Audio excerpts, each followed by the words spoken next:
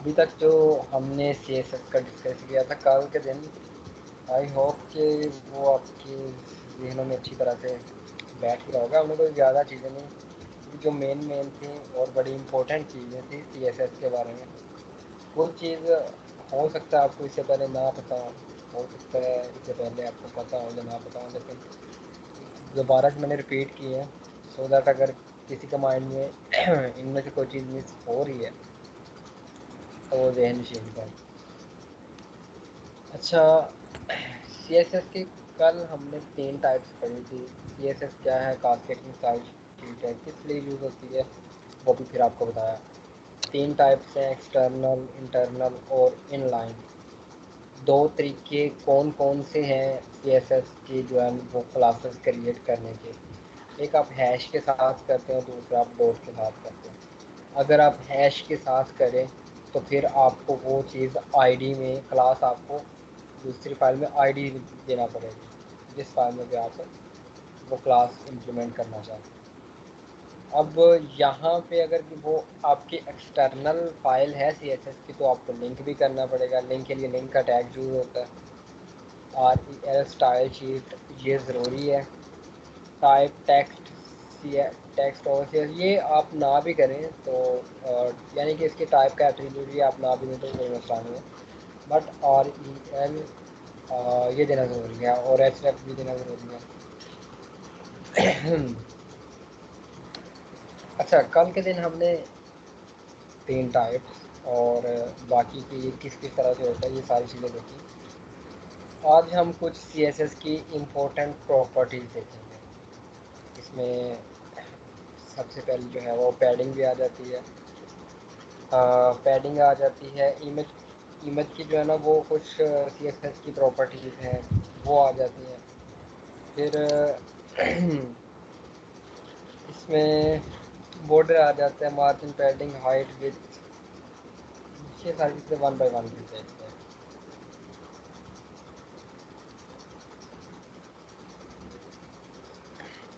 अच्छा, हम स्टार्ट कहाँ से लें? स्टार्ट चलें ऐसे ले लेते हैं कि ये H1 है।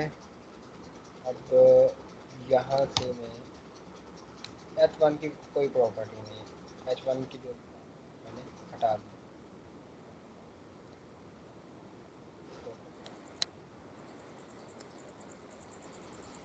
अच्छा, H1 में लिखा हुआ है इफ्तिखार अली। क्या क्या हम इसमें प्रॉपर्टीज़ दे सकते हैं? काफ़ी ज़्यादा CSS की हम जस्ट जो है ना यहाँ पे प्रॉपर तरीके से CSS A to Z नहीं सीखेंगे। जस्ट वो प्रॉपर्टीज़ जो कि ज़्यादातर यूज़ होती हैं हमारी प्रोजेक्ट में, हम यहाँ पे वो सारी CSS जो कि तकरीबन सब के प्रोजेक्ट में यूज़ हुई है। फिर जब हम इसके बाद बूटस्ट्रैप में जाएंगे तब भी हम साथ CSS की कुछ देखेंगे। और जब हम PHP का बाकायदा से स्टार्ट करेंगे, PHP के बाद किसी भी प्रोजेक्ट पे जब हम स्टार्ट करेंगे तो फिर उसके बाद जो भी कुछ HTML के अगर टैग्स मिस हो रहे होंगे या CSS की प्रॉपर्टी अगर कुछ रहती होंगी, बट इम्पोर्टेंट हम सारी अभी डिस्कस कर लेंगे। इसका अगर बैकग्राउंड कलर चेंज करना है तो वो इसकी प्रॉपर्टी है बैकग्राउंड कलर। उसके बाद आपने कलर, अच्छा अब कलर की बारी आ रही है तो कलर से आपको मैं एक और बात बता देता हूँ कि कलर हम 4 तरह से दे सकते हैं। 3-4 टाइप्स होते हैं कलर देने। आप यहाँ पे लिखें HTML कलर, ठीक है, ये आपने ओपन कर लेना और यहाँ पे आपको दिखाई देगा HTML कलर और ये नीचे कलर है। आपने HTML में कलर देना है तो जिस तरह ये यहाँ पे आपको ये नेम बाय नेम है, टमाटो, ऑरेंज, ग्रे है, साल्ट ब्लू, लाइट ग्रीन, तो आप इस तरह से भी जो है वो मेन तो आप बाय नेम दे सकते हैं जो भी आप, टमाटो है या काफ़ी ज़्यादा जो है ना वो बाय नेम भी होता है। एक आपका तरीका है बाई नेम देने का, दूसरा है RGB, तीसरा है HEX जो कि हैश के साथ आप देते हैं, और चौथा है एस एल। ठीक है, हम जो ज़्यादा यूज़ करते हैं वो फर्स्ट थ्री हैं। एच एस एल बहुत रेयर है यूज़, क्योंकि इतना जो है ना वो यूज़ नहीं होता है। जो कॉमनली यूज़ होते हैं वो आर जी पी है और एच ई एक्स एग्जी फाइल जो होते हैं हैश के साथ जो यूज़ होते हैं। सबसे पहले के कलर हम बाई नेम कैसे देते हैं, हम जहाँ पे किसी भी कलर का नेम देंगे, जिस तरह के रेड दिया, तो आप यहाँ पे चेक करेंगे कि ये ये चेक करेंगे इसका बैकग्राउंड कलर रेड हो गया। रेड आप देना चाहते हैं, येलो देना चाहते हैं, येलो ग्रीन देना चाहते हैं, ग्रीन येलो, लाइट येलो, ये कलर के नेम नीचे आ रहे हैं। ठीक है, वो भी आप यहाँ कलर देंगे। ये आपको हल्का सा पीछे नज़र आ रहा होगा है, लेकिन अगर आपको सही तरह से नज़र नहीं आया, येलो कर लें, ये लाइट येलो है, इस तरह से आपको नज़र नहीं आ रहा। ठीक है, ग्रे कर लें, अगर आप ग्रे करते हैं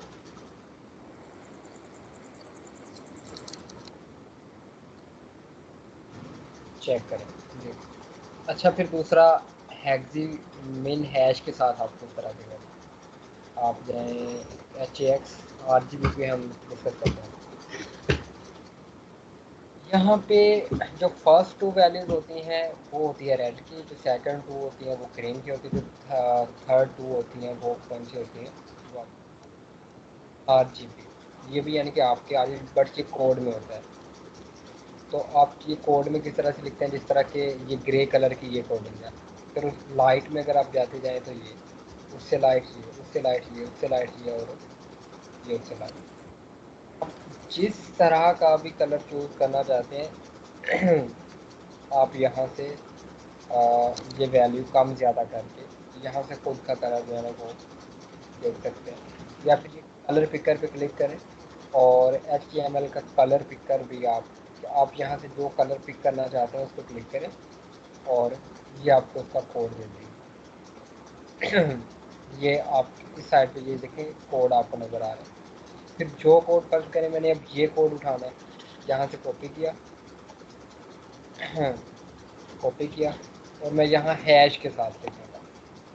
ये कलर देने का दूसरा तरीका, और मैंने अपने प्रोजेक्ट में जितनी भी जगह पे यूज़ किए जस्ट ये दो तरीके हैं, या तो बाई नेम तो या फिर हैश के साथ कोड। ठीक है, तीसरा तरीका जो है वो है आपका R G B. R G B red green blue, इनकी आपने जो है ना वो आर जी बी के अंदर मैक्सिमम जो वैल्यू होती है वो 255 होती है। तो आप इसे कम ज़्यादा करके यहाँ आर जी बी की वैल्यू ले सकते हैं। जब चेक करें, ठीक है, आप फर्ज करें आपने ये वैल्यू लेनी है, यहाँ से कॉपी कर लें और ऐसे are G be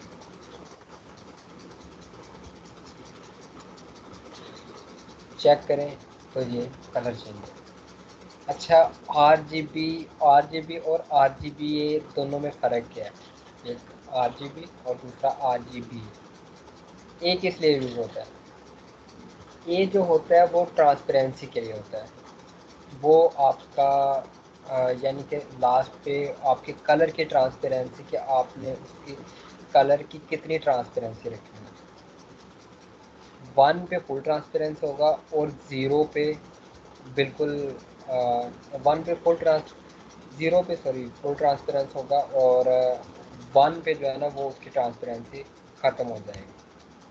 transparent mean कि जितना आप उसको ज़्यादा करते जाएंगे वो उससे, अगर उसके बैक में कोई इमेज है या कोई, तो वो उतना पीछे वाली चीज़ वाज़े आपको नज़र आनी होगी, शुरू हो जाएगी। ठीक है।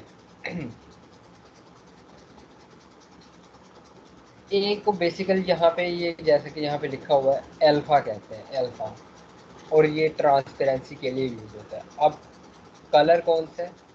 कलर ही आपको नज़र आएगा। अगर आपने इसको थोड़ा सा लाइट करना है, आप आर जी बी ए यहाँ पे वैल्यू आप 1 फुल है, अगर आप 1 रखते हैं तो ये चेक करें तो कोई फ़र्क नहीं पड़ा। अगर आप 0 करते हैं तो आप चेक करेंगे फुल ट्रांसपेरेंट हो जाएगा। मेन पीछे वाला, जो पीछे वाली वाइट स्क्रीन है वो आपको फुल नज़र आ रही है, जबकि कलर नज़र नहीं आ रहा। अब 0.5 करते हैं तो ये हाफ कर देगा। इसकी वैल्यू 0 से 1 के दरमियान आपने रखनी है। तो जितनी आपने ट्रांसपेरेंसी बढ़ानी है उतनी उसकी वैल्यू कम करते जाना है। ये 3 तरीके हैं हमारे जो हम HTML में कलर्स के लिए यूज़ करते हैं। बाकी अब कलर्स के लिए आपने जो, मैं यहाँ से आपको जो है ना वो लिंक सेंड कर दूँगा HTML कलर्स। आपने अगर अपने तौर पे देखना है तो एक दफ़ा यूज़ है।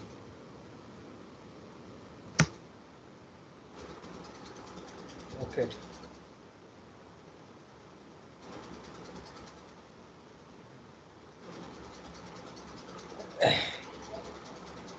अच्छा इससे नेक्स्ट चलते हैं। बैकग्राउंड कलर मीन इसके बैक का कलर चेंज करना। कलर कलर मीन टेक्स्ट का कलर, अगर आप चेंज करना चाहते हैं तो टेक्स्ट का कलर चेंज करने के लिए जस्ट आप कलर देंगे। कलर अगर आप वाइट करना चाह रहे हैं, ग्रीन करना चाह रहे हैं, जो भी आप कलर देना चाह रहे हैं, आप जस्ट कलर के सामने उसका नेम लिखेंगे तो वो कलर उसका चेंज। वाइट करते हैं तो आप चेक करेंगे कि यहाँ पे कलर वाइट है। इसके बाद आप वेट होता है,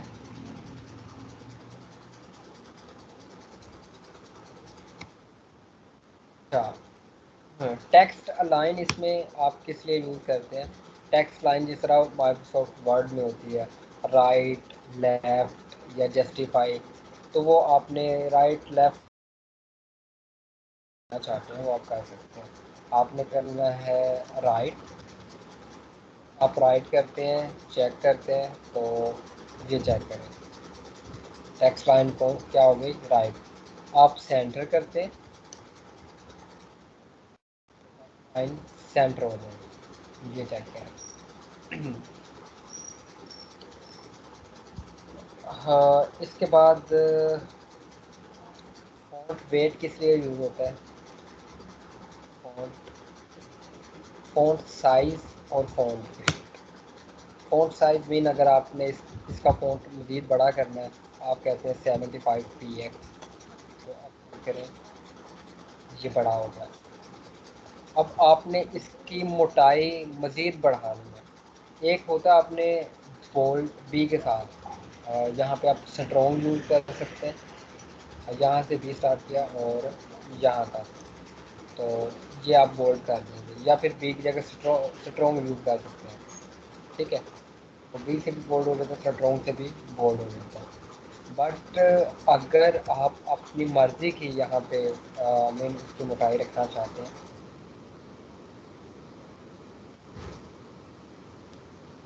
फ़ॉन्ट वेट में फ़ॉन्ट वेट में जस्ट आपने ये याद रखना है कि आपने इसके लास्ट पे कोई पी एक्स वगैरह नहीं डालना, जस्ट नंबर। 500 पे ये इस तरह से होगा, देन पे आप चेक करें ये इस तरह से होगा।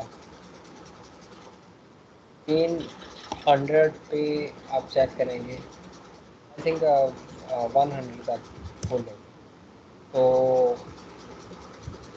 आप यानी कि इसकी मोटाई कितनी रखना चाहते हैं वो आप यहाँ कर दें।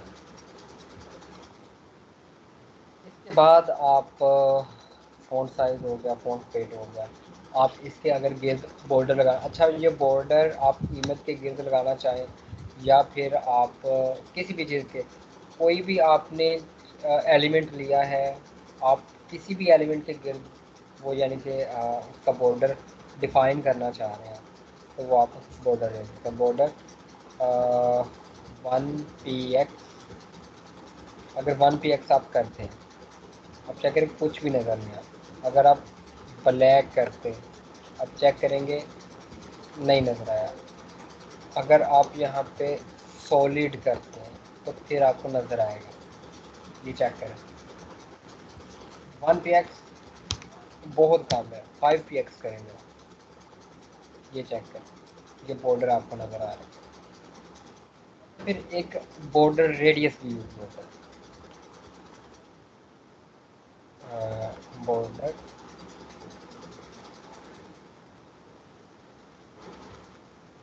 रेडियस, अच्छा बॉर्डर रेडियस जो होता है वो हम जो ज़्यादातर यूज़ करते हैं वो हम यूज़ करते हैं इमेज में।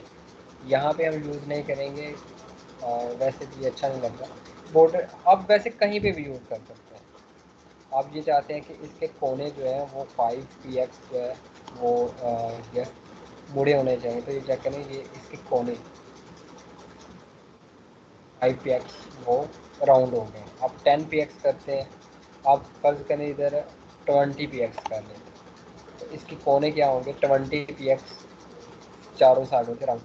कोई भी एलिमेंट में दोबारा से पूछता है, कोई भी एलिमेंट हो आपका, वो इमेज हो सकती है, आपने कोई डिव का लिया हुआ एलिमेंट, या आपने कोई H1 का पैराग्राफ का या कोई भी आपने टैग लिया हुआ है, आप ये प्रॉपर्टीज CSS की सब पे अप्लाई कर सकते हैं। बॉर्डर रेडियस ये वो। उसके बाद पैडिंग आ जाती है, मार्जिन आ जाता है। पैडिंग मैंने कल आपको बताया था, दोबारा से बता देता हूँ। अच्छा पैडिंग एक्चुअली में क्या होती है, पैडिंग मीन के ये इफ्तिखार अली आपने लिखा है, इसके अंदर आपने कितना स्पेस ऐड करना है। इन इस बाकी जो भी फिर चीज़ होगी वो इससे ऊपर फर्ज करें कि आपने कोई भी चीज़ ली हुई है वो यहाँ पे है, ठीक है, और इससे नीचे वाली जान, अब आप स्पेस ऐड करेंगे तो इसके अंदर स्पेस और ऐड हो जाएगा। और ये इफ्तिखार अली जो आपने नेम लिखा होगा, इसके ऊपर भी आपको स्पेस आ जाएगा, नीचे राइट और लेफ़्ट क्योंकि आपने पहले से सेंटर किया हो तो राइट और लेफ़्ट का आपको वो नज़र नहीं आएगा। तो अगर आप पैडिंग लेते हैं 20 px, चेक करें राइट और लेफ़्ट का तो आपको नज़र नहीं आएगा, बट बॉटम और टॉप का आपको नज़र आएगा। और ये मैंने आपको कल 3 तरीके बताए थे।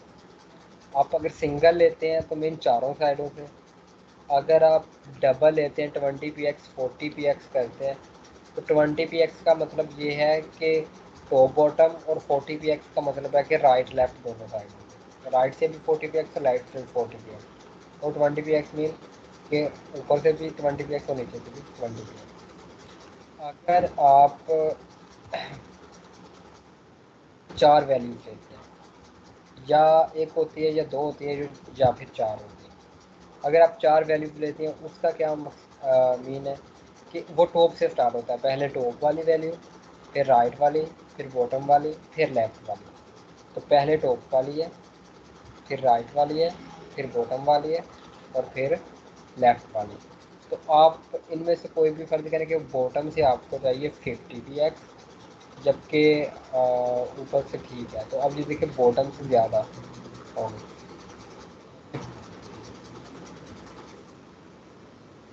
तो मार्जिन क्या है, मार्जिन है कि आप ऊपर से, नीचे से, राइट लेफ्ट किसी साइड से भी अगर आपने मेन अपने जो भी आपने दिया है, कोई भी आपका एलिमेंट है, ये नहीं कि जस्ट आपका H1, आपका H1 हो सकता है, आपकी इमेज हो सकती है, कुछ भी हो सकता है।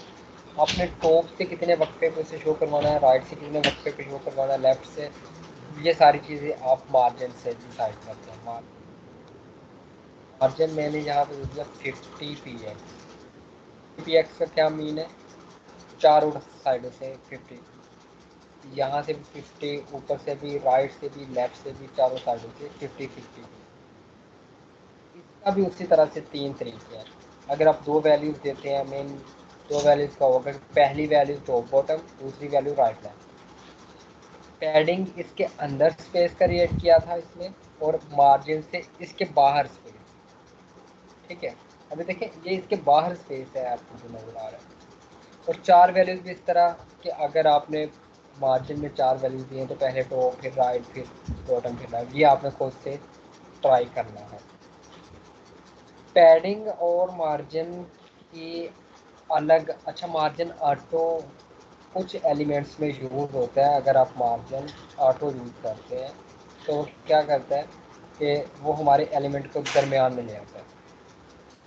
खैर हमारा एलिमेंट पहले से दरमियान में, तो वो हमारे एलिमेंट को जो है वो दरमियान में ले आते हैं, अगर आप मार्जिन आके करते हैं तो। और इसके अलावा padding, padding right, padding top, अगर आप कोई मखसूस सिर्फ एक लेना चाह रहे हैं,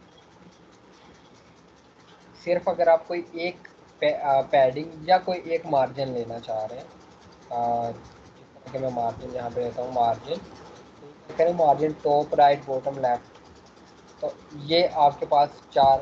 तो इस पैडिंग में भी इसी तरह से और मार्जिन में भी पैडिंग यानी कि इसके अंदर स्पेस क्रिएट होगा, मार्जिन इससे बाहर स्पेस क्रिएट होगा, ऊपर से कितना छोड़ना, राइट से लेफ्ट से बॉटम से कितना छोड़ना, तो ये सारा डिसाइड होगा। मार्जिन से बाहर वाली साइड पे आपने स्पेस क्रिएट करना है, पैडिंग से अंदर वाली साइड। अच्छा, इसके बाद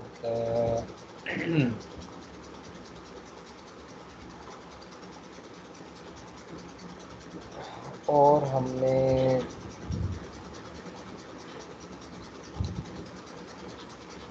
अच्छा फ़ॉन्ट फैमिली भी इसमें होती है, फ़ॉन्ट फैमिली।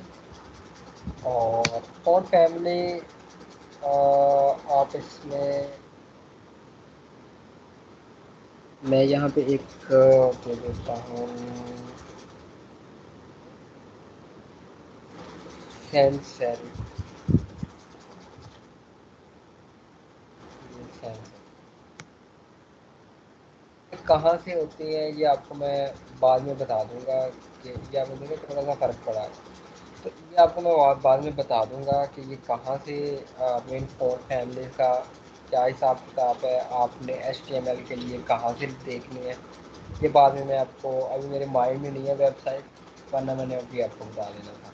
एक वेबसाइट है, वो मैं ढूंढ के ना सर्च करके तो वो मैं आपको शेयर कर दूंगा स्काइप पे, तो वहाँ से अगर आपने फ़ोन फैमिलीज वगैरह अगर आपने अपनी मर्ज़ी की देनी है तो वहाँ से आप दे सकते हैं। हाँ, इसके बाद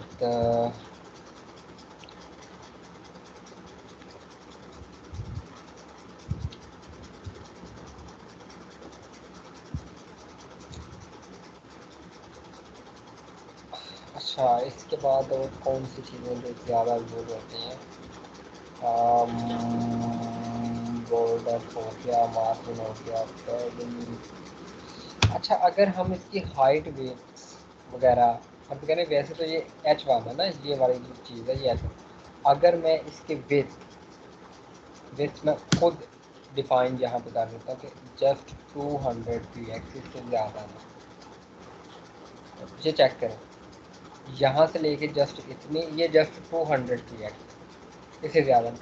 और ये सेंटर में क्यों शो हो रहा है, सेंटर में इसलिए शो हो रहा है कि हमने इसका मार्जिन ये ऑटो किया हुआ है, अगर हम ये मार्जिन ऑटो हटाते हैं, देखिए लेफ़्ट साइड पे शो हो रहा है, तो मार्जिन ऑटो से मैंने आपको क्या बताया था कि कुछ हमारे एलिमेंट्स हैं जो कि हमें दरमियान में शो होते हैं। आप सेंटर का टैग भी यूज़ कर सकते हैं एलिमेंट्स को दरमियान में लाने के लिए। इसी तरह आपकी इसकी हाइट भी डिफाइन कर सकते हैं इसी तरह से, और ये किसी भी एलिमेंट की हो सकती है। हाइट, हाइट से आपका 100 px हाइट, आप अगर आप करते हैं तो चेक करें ये आपकी 100 px हाइट के बाद ख़त्म हो, बाकी अगर कोई टेक्स्ट है तो वो ओवर में शो है। हाइट भी हो गई है। हम्म, और इमेज के बारे में फिर आज थोड़ा सा डिस्कस कर लेते हैं।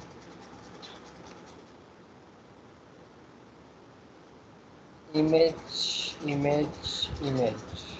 अच्छा, अगर हमने बैकग्राउंड में इमेज लेनी है तो वो हम कैसे लेंगे, बैकग्राउंड में अगर आप इमेज लेना चाह रहे हैं तो उसके लिए आपको यहाँ पे स्टाइल, बॉडी, या आप यहाँ पे बॉडी जो है वो बॉडी के टैग पे CSS कर दें, या फिर ये है कि आप यहाँ पे जो बॉडी में जाके यहाँ पे, क्योंकि आपने पूरी बॉडी की अगर बैकग्राउंड में अगर लगानी है तो फिर आपको क्या करना पड़ेगा, बॉडी में जाके तो वहाँ पे आपने देना है बैकग्राउंड इमेज, और फिर यूआरएल में इमेज का नेम, फिर आपने background repeat, background attachment fix और बैकग्राउंड साइज वगैरह वगैरह देना।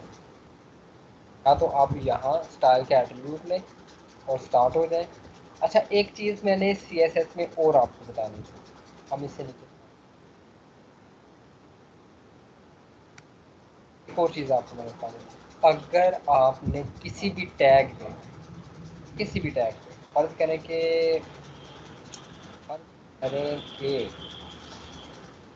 यहाँ पे कहता हूँ कि जो मेरे पास जितने भी टैग हैं, H2 के जितने भी टैग हैं, तो उनको क्या, अब मैंने इसके स्टार्ट में डॉट या हैश नहीं लगाया। अगर आप डॉट या हैश नहीं लगाते, आपने किसी यानी कि टैग के ऊपर सी एस एस अप्लाई करनी है, तो वो उससे होगा क्या, टैग के ऊपर अगर आप अप्लाई करते हो उससे ये होगा कि पूरी की पूरी फाइल में जहाँ जहाँ भी H2 होगा वो उस पर इम्प्लीमेंट होगा। H2 के हर टैग, यहाँ पे मैं फ़ॉन्ट साइज मैं कर देता हूँ 100 px। मैं कहता हूँ H2 जहाँ जहाँ पे भी यूज़ हो रहा है, आप ये देखें ये H2 है। अब अगर मैं H2 कोई और भी लेता हूँ, बेशक उसकी मैं कोई सी एस एस नहीं करता, जस्ट मैंने लेना है H2। H2 के अंदर मैं लिखता हूँ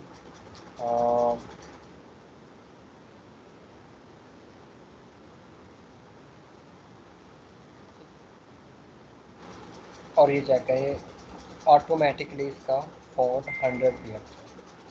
अगर आपने किसी टैग पे लेना, और ये मैं तीसरी चीज़ आपको बता रहा हूँ, डॉट के साथ आपको बताया, हैश के साथ आप, अगर आपने किसी टैग के ऊपर करनी है सी एस एस, तो डायरेक्टली टैग का नेम लिखना है, उसके बाद ब्रैकेट्स के बाद प्रॉपर्टी। मैंने बॉडी पे करनी है, बॉडी पे बैकग्राउंड इमेज URL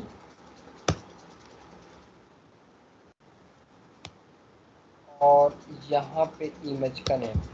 अच्छा, अब हमारे पहले तो आप कोई इमेज जो है ना वो उठाएंगे, यहाँ से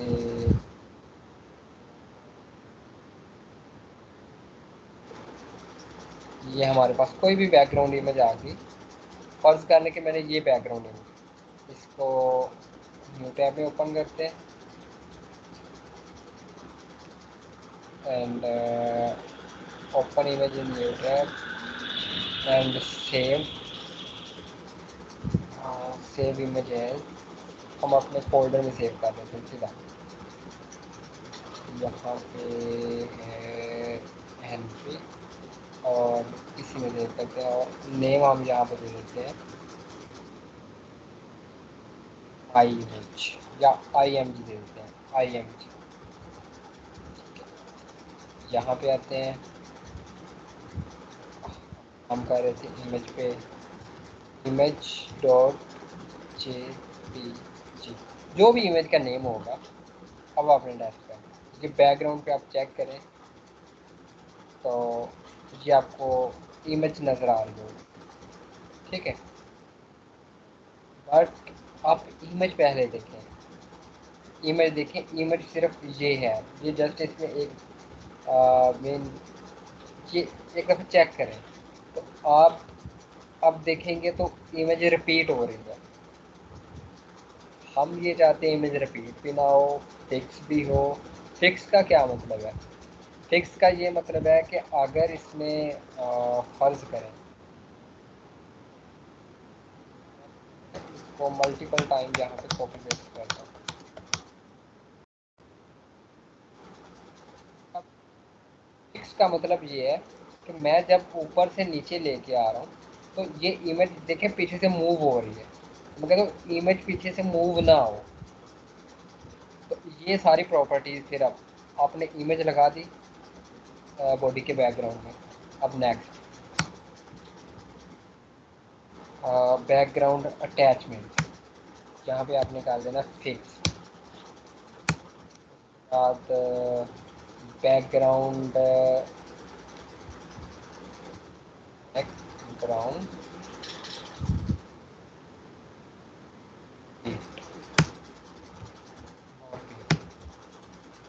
फिक्स से फिक्स हो जाएगी, नौ रिपीट से उसकी रिपीट ख़त्म हो जाएगी। अब चेक करते हैं, ये चेक करें।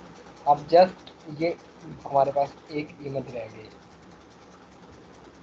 अब हमने क्या करना है फाइनल में इसको, कि इसकी हाइट और वेट जो है ये दोनों फुल करने हैं। और यहाँ पे हम करेंगे इमेज साइज 100%, 100% बैकग्राउंड साइज,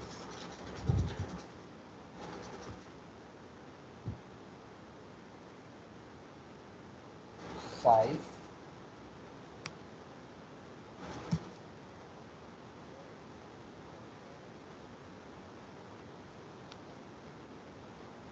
अच्छा, एक चीज़ यहाँ पे आपने याद रखनी है कि आपने 100% के दरमियान कोई कॉमा वगैरह नहीं देना। 100% हाइट विथ इन दोनों आपने फुल कर दी, ठीक है। दूसरा, आप परसेंटेज का मतलब कि full with and full height, जबकि पी एक्स का मीन के कितने पी एक्स तक आपने कर लिया। अगर आप 500 तक करते हैं तो वो 500 तक उसके विथ, और उसकी जो भी आप हाइट अगर पी एक्स में देते हो तो वो जितने पी एक्स आप देंगे उतने पी एक्स आप। अब अगर आप रीलोड करते हैं तो चेक करें, इसकी हाइट और विथ दोनों फिक्स है। और नीचे लेके आते हैं और ये चेक करें कि ये पीछे फिक्स हो गई है। हमने फिक्स भी किए थे, इसका रिपीट भी ख़त्म किया है, और इसकी हाइट और विड्थ दोनों वो हमने फुल भी कर दी।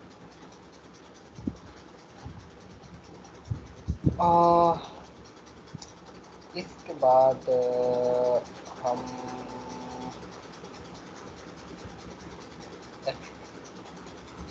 आज के दिन के लिए आई थिंक काफ़ी है। हमने जो सी एस एस की मेन प्रॉपर्टीज़ थी वो आज के दिन हमें डिस्कस। बस इस चीज़ को याद रखना है कि ये जो डॉट के साथ है ये क्लास है, और जब हम किसी क्लास को अप्लाई करें तो वहाँ पे हम क्लास के साथ, यानी कि अगर यहाँ पे ये क्लास लगानी तो यहाँ क्लास इक्वल टू क्लास, जबकि यहाँ वो अगर यहाँ पे आप क्लास लिखते हैं या यहाँ पे आप स्टाइल लिख रहे हैं या फिर कुछ भी, तो वो ये एट्रीब्यूट है। फिर एट्रीब्यूट के अंदर ये प्रॉपर्टीज़ है, बैकग्राउंड कलर, और इसके अंदर ये वैल्यूज़ है RGB जो भी आप दे रहे हैं। कलर प्रॉपर्टी है, जबकि वाइट जो है ये क्या है, इसकी वैल्यू है जो भी आपने दी हुई है। बाकी सी एस एस की और भी काफ़ी ज़्यादा होती हैं। ये नहीं है कि बंद लिमिट हो, इसकी लिमिट ख़त्म हो जाती। सी एस एस में बहुत ज़्यादा चीज़ें आती हैं। आपने अगर अपने तौर पे सी एस एस सीखनी है, सी एस एस आप दूसरी स्कूल में जाएँ, और यहाँ पे भी उसी तरह के बॉर्डर्स है, margin, padding, height, width, box model, outline, text, font, icon, link, उसके बाद list, table, display, max width, position, z index क्या होता है, हाँ, ओवरफ्लो, फ्लोट, इनलाइन ब्लॉक हम वो करते हैं जो है। हाँ, अगर हम एक ही लाइन में जो है ना वो चीज़ को ज़बरदस्ती रखना चाह रहे हो ना, तो फिर हम इनलाइन। तो अच्छा, opacity, drop down, image gallery, ये सारी चीज़ें अगर किसी ने अपने तौर पे सीखना है सी एस एस को मज़ीद, यानी कि अपना नॉलेज बढ़ाना है, तो वो यहाँ पे आ सकते हैं। बाकी जो हमारे प्रोजेक्ट में यूज़ हो रही है ज़्यादातर, वो आज के दिन मैंने काफ़ी डिस्कस किया, बाकी इंशाल्लाह कल डिस्कस करेंगे अगर कुछ। और कल के दिन इंशाल्लाह हम बूटस्ट्रैप पे स्टार्ट भी लेंगे। और अभी अगर किसी का कोई क्वेश्चन है जो आज के दिन हमने पढ़ा है, या फिर अभी तक हम जो भी पढ़ चुके हैं HTML के बारे में या CSS के बारे में, तो अगर किसी का भी कोई क्वेश्चन है तो वो क्वेश्चन कर सकते हैं।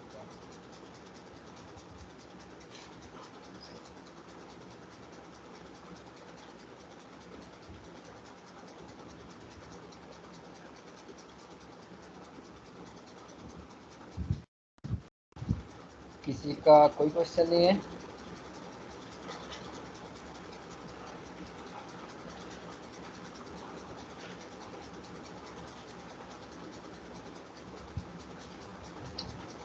हैरानगी वाली बात है, किसी का कोई क्वेश्चन नहीं है।